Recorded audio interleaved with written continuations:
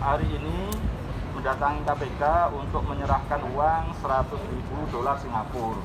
Kalau dirupiahkan sekitar 1 miliar lebih dikit lah ya. Itu saya serahkan karena yang utama alasannya adalah saya merasa tidak berhak atas uang itu.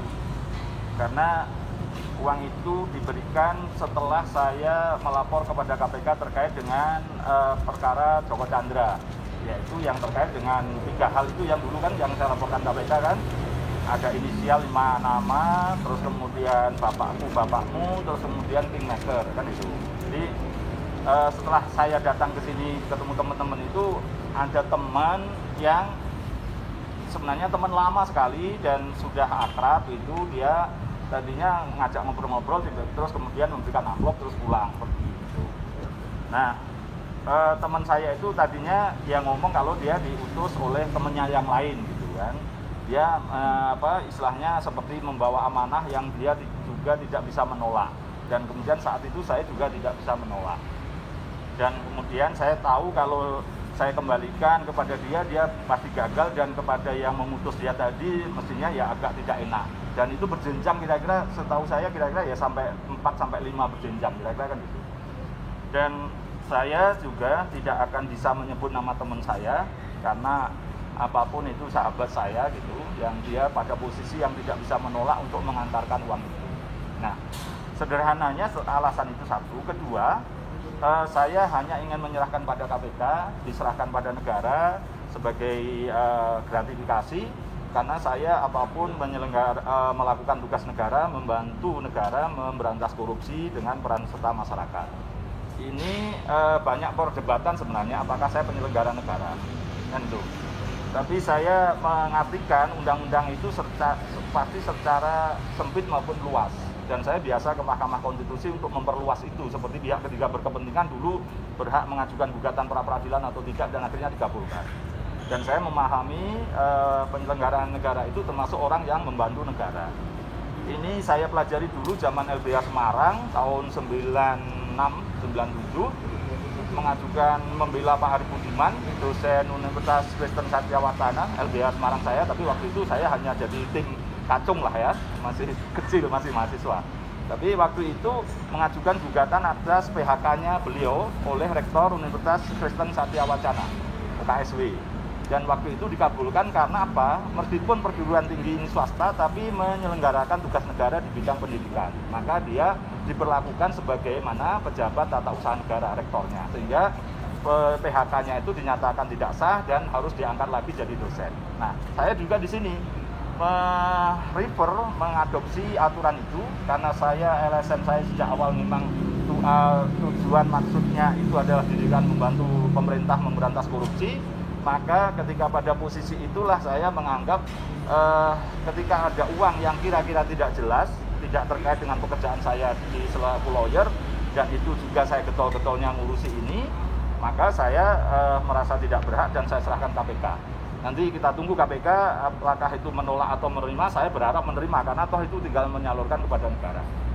Nah, kemudian pada posisi siapa kira-kira yang terkait ini, saya memastikan ini bukan dari para tersangka. Artinya bukan dari Joko Chandra, bukan dari Prasetyo Utomo, bukan dari Anita Kolopaking, bukan dari Pinangki, dan tersangkanya kan kalau kita bicara ini kan 4, Anita, Joko Chandra, Prasetyo Utomo, Napoleon Bonaparte, Tommy Sumardi yang di Barreskrim. 1 Pinangki, dan kedua adalah Andi Irfan Jaya. Itu tidak terkait sama sekali dengan itu. Saya tahu persis kalau ini karena selama memproses itu tidak ada yang mendekati saya. Tapi ketika saya datang ke sini, mulai ada yang mendekati saya dan utusan-utusan itu. Dan juga ada saksi yang lain juga di luar konteks yang ini, uang ini juga ada yang lewat teman yang lain lagi ingin ketemu saya dan katanya akan memberi hadiah saya. Nah, kalau ucapan begini saya bisa langsung menolak, saya tidak mau ketemu dan tidak menerima uangnya. Jadi ada 2 peristiwa. Ada yang mau menemui saya dan memberikan hadiah, saya menolak karena utusannya yang datang, dan utusannya itu juga teman saya juga, tapi itu teman yang lain. Nah, kalau ini nampaknya dia karena dapat amanah untuk memberikan, dia langsung memberikan aja, tidak ada kata-kata apa-apa. Tapi memang kemudian belakangan nampaknya dari komunikasi itu bahasanya sedikit gini loh ya. Kalau saya memahami itu kenapa saya ke KPK, karena teman saya tersebut ngontak kalau bisa dikurangi dong beritanya gitu loh. Jadi setidaknya saya kemudian berita apa kira-kira saya memahami berarti berita yang di sini kan gitu kan, yang terkait saya melapor ke sini, minta supervisi, minta penyelidikan baru, dan saya pernah akhirnya terakhir kan diundang di sini oleh tim Dumas, bahkan ada pimpinan untuk memverifikasi dokumen yang saya serahkan itu gitu kan.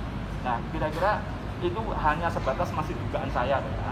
Jadi dugaan saya kalau toh dikaitkan mengurangi berita berarti ya berita itu, tidak spesifik teman saya itu berita yang mana sebenarnya. Tapi makanya daripada ragu-ragu dan saya juga merasa tidak berhak mendapatkan uang itu, maka dengan demikian saya serahkan kepada KPK. Jadi ini pun saya juga minta maaf kepada teman saya tadi, mungkin dia niatnya ikhlas ingin memberi, juga tidak tahu juga sebenarnya, tapi ini daripada menjadikan saya tidak enak dan kemudian bisa jadi fitnah gitu kan, dan juga menjaga integritas saya sendiri. Dan terutama yang saya ingin itu tidak mengkhianati, tidak mau dan tidak ingin mengkhianati teman-teman media yang membesarkan saya. Masuk semua ini kan, apapun kalau saya menerima diam-diam terus teman-teman tahu itu kan suatu saat nanti 10 tahun lagi atau 15 tahun lagi kan juga jengkel kan gitu. Dan itu saya ingin menjaga integritas saya di hadapan semuanya dan di hadapan teman-teman semua. Oke, itu ada pertanyaan. Berarti hitungannya dari institusi negara atau saya tidak bisa menyebut, bisa iya bisa tidak gitu aja. Mas loh. Jadi saya pemberiannya di mana sih Mas? Ya? Pemberian uangnya di mana? Di mall atau di mana? Di markas lama saya di Kuningan sini, dekat-dekat sini aja. Kan saya punya markas lama di Kuningan ini, Jalan Denpasar. Tapi saya tidak ingin nyebut Denpasar berapa. Ada di situ markas lama saya di situ. Tanggal 21 ya waktu itu ya.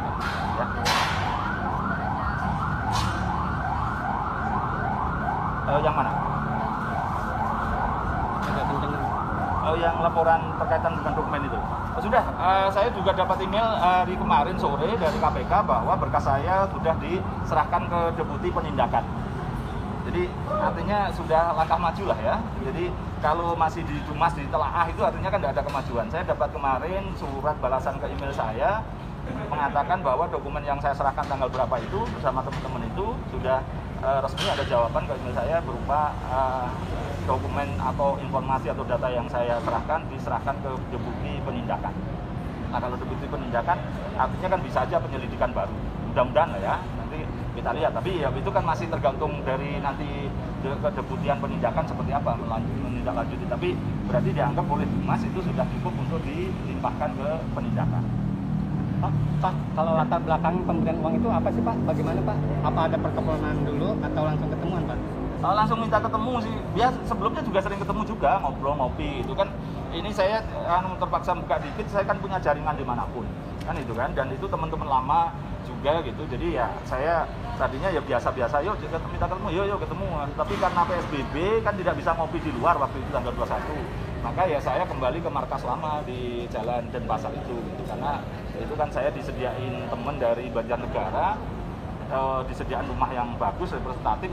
Memang kalau saya tidak bisa ketemu di luar PSBB, saya pakai untuk nongkrong di situ. diserahkan langsung ke Bapak atau lewat staf? Ke saya. Dan waktu itu disaksikan anak saya waktu itu juga itu.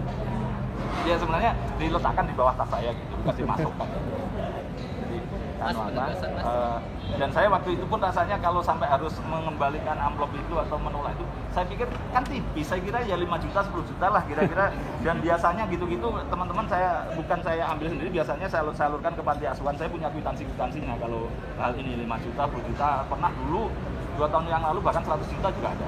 Mohon maaf ini bukan loh ya, tapi harus saya buka semua itu gitu. Jadi beberapa teman-teman yang kadang-kadang ingin dari lembaga-lembaga instansi di pemerintahan, penegak hukum itu kadang-kadang ngasih 5 juta, 10 juta gitu. Kadang-kadang ya nanti pakai sedikit, yang lain nanti berikan panti asuhan. Jadi saya pikir itu tipis kan ya, paling 5 juta gitu loh. Pikiran begitu sampai rumah aku buka loh. Ternyata dolar Singapura 1000-an jumlahnya 100. Saya ya langsung kaget dan kemudian ya aduh ini jadi hari itu terus hari kedua saya melaporkan kepada teman yang di kepolisian, saya dapat ini gitu. Tapi teman kepolisian juga nolak, loh kamu bukan penyelenggara negara apa urusannya? Ya barangkali kalau dikira pemerasan, terus dia tanya, loh memang kamu yang meminta dan memaksa? Ya enggak, aku didatangi. Ya udah, teman di kepolisian enggak. Besoknya hari Rabunya saya konsultasi dengan pejabat di Saber Pungli, Kemenko Polhukam. Bahkan saya mau titip waktu itu di Sankasnya sana gitu, tapi ditolak. Oh, ini malah kalau saya terima malah jadi repot, nanti saya dikira dapat suap gitu. Hari Kamisnya saya konsultasi dengan teman yang ada di Dumas ini, gimana? Ya udah laporkan aja. Maka hari Jumatnya saya resmi mengadukan dalam bentuk email, saya masukkan hari Jumatnya, dan kemudian sudah diterima bagian Dumas, dan kemudian hari Minggu berikutnya disarankan juga saya memasukkan ke Direktorat Gratifikasi itu, dan itu sudah saya serahkan juga, saya emailkan ke Direktorat Gratifikasi, dan hari ini ada kesepakatan untuk ketemu untuk memverifikasi, dan mudah-mudahan rencananya mau menerima uang itu. Jadi urutannya begitu. Kalau ada afiliasi nggak Pak kawan Bapak tersebut dengan para tersangka? Sepengetahuan saya enggak, tapi ya kan jaringannya sama-sama luas, saya luas, dia juga luas gitu loh. Dan saya kalau terafiliasi langsung saya belum punya saat ini.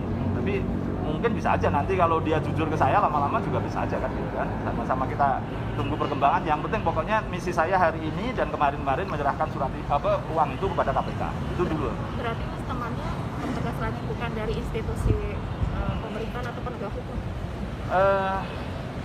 Sebenarnya saya harus mengatakan 3.